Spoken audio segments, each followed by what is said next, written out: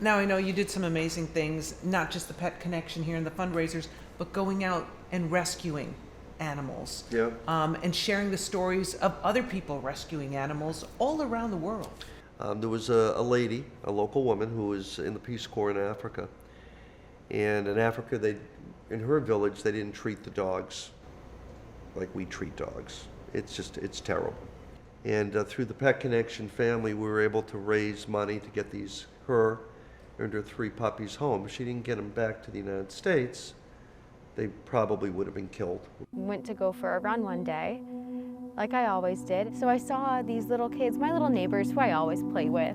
I see them throwing rocks. I stopped, I took my headphones out. I turn and I look and I realize that something is hiding under this pile of leaves. A little 11-day-old puppy, I think, without actually consciously thinking about it. Either I take action or she will die.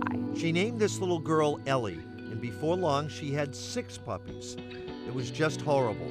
Ellie I had for about 2 days before, so she was recovering at a little bit faster rate than the other ones. There are no real vets for dogs in this area. Their livestock has much better vet care. A lot of my pupils and kids who weren't in school would just go and stand at the fence and just watch me.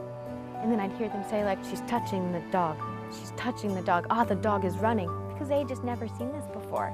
Remember, in this village, they all fear dogs. And it was my favorite part about all of this, the unintended cultural exchange, and it was maybe my best project that I didn't even mean to do. Mom adopted one, she kept 2. We've kept in touch a little bit over the years, and they're doing wonderful. Then there was a Green Beret who was, I believe, in Afghanistan, and they raided a place, and in the corner they found this little puppy.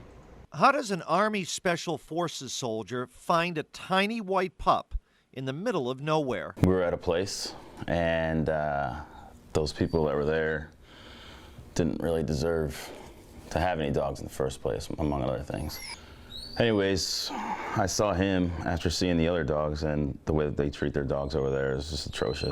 They're guard dogs, you know. They don't eat much. They beat them, and they make sure they're really ferocious to keep us out, and they keep them on chains, you know. They don't. It's not like I've never seen an Afghan pet a dog before. It was love at first sight. He was literally looking up like, what are you gonna do, man? And what are you gonna do, man? You know, what are you gonna do next? What's your call? So I like that, you know. And the picture that you have, that's his look that he gave me, like just stone cold, like a little 3-week-old puppy just looking at me like that. You know what I mean? I didn't ask anybody. I just took him. Those are stories that you remember. Going out to Ohio. Went out to Ohio with the Amish puppy mills. We met a lady out there that was saving puppies and dogs, mostly dogs, the breeder dogs that they did not want anymore.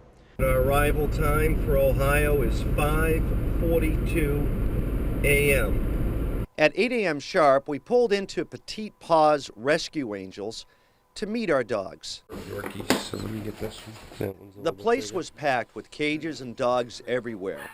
There were 3 ladies that were doing all the work, picking the dogs we would take and helping us load them safely and comfortably in our car. We managed to rescue 10. It was so difficult to leave, knowing more needed help. But other rescue groups from Michigan to Kentucky were also going to help out. Then we were on our way.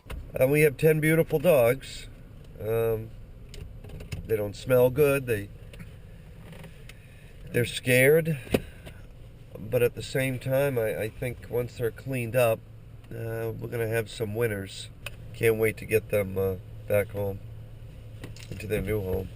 We made it back in just under 24 hours. We could not wait to get our new friends out of the car, spend time with them, have them stretch their legs, know what it is to be held and loved.